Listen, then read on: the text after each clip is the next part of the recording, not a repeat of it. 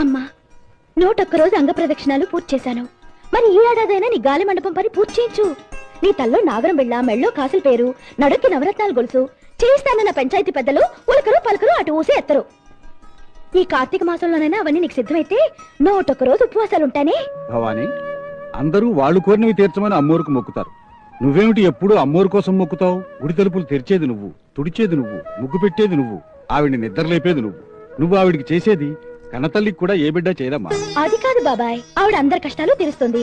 ఆవిడ గురించి ఎవరు పట్టించుకోరు. ఈ ఊరి కోసం అమ్మోరైంది, నాలాంటి అనాథలకి అమ్మైంది. తనకని చందాలు వసూలు చేసి పెంకుటీలు కట్టించుకున్న రంగనాయకులు కూడా తన బిడ్డ అనుకుంటుంది. ఏం అందు. అదే నేనేమనంటే మాత్రం నా కళ్ళలో కనపడి బాధపడిపోద్ది. ఊరికే ఏంటో మరి ఆవిడ. మిమ్మల్ని ఇద్దరిని చూస్తూ ఉంటే దేవతా భక్తురాలలా ఉండరమ్మా, తల్లి బిడ్డల్లా ఉంటారు. అది కాదండి, నాకు మాత్రం ఎవరున్నారు? అలిగినా అడిగినా ఆవిడే కదా మా అమ్మ.